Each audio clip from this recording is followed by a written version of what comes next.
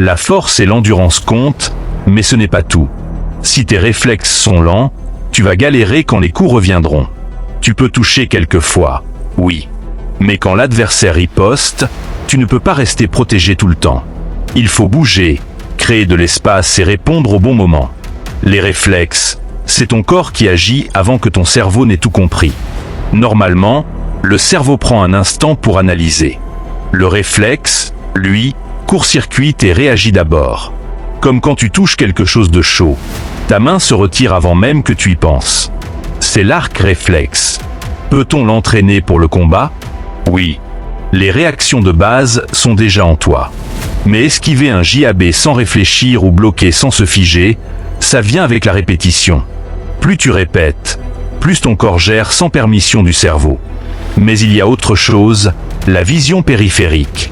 Les débutants fixent les mains ou le visage. Mauvaise idée. Les pros regardent le torse. De là, ils lisent les épaules, les hanches, les pieds, tous les signes d'une frappe qui se prépare. Un déplacement de poids, une épaule qui se relève. Les premiers indices apparaissent là. Travaille la vision périphérique. Table de Schultz, balayage rapide du champ visuel, Brock-String. En t'entraînant régulièrement, ton attention s'affûte. Tu réagis moins en retard et tu commences à voir venir les choses. La vitesse de réaction, c'est la transmission cerveau-muscle. Quand un coup part, ton système nerveux allume les muscles en millisecondes. Signal rapide, tu évites. Signal lent, tu prends le coup. Et le pire ennemi, c'est la fatigue.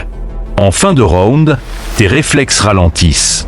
La fatigue n'attaque pas que les muscles, elle affaiblit aussi le système nerveux. Le cerveau envoie moins bien les signaux. Coordination et timing chutent. Solution, entraîne-toi fatigué. Construis ton cardio avec des intervalles à haute intensité, puis répète défense et attaque quand tu es essoufflé. C'est comme ça que tu restes vif sous pression. Apprends à lire les schémas de l'adversaire. La reconnaissance des patterns et le bon timing, c'est ce qui fait la différence. Utilise le double end bag, du sparring léger axé sur la réaction, et varie le rythme de tes combos. Ne deviens pas prévisible. Exercice simple, la balle de tennis. Ton partenaire lâche la balle sans prévenir.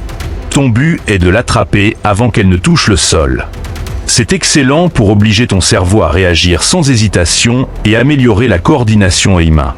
Tu veux devenir plus rapide, plus précis et plus difficile à toucher? Commence par répéter ces exercices. Travaille ta vision, ta condition et tes drills de réaction. Si tu veux plus de conseils pour améliorer tes réflexes et ton timing en combat, abonne-toi à la chaîne et active la cloche de notification. Tu ne veux pas rater les prochaines vidéos.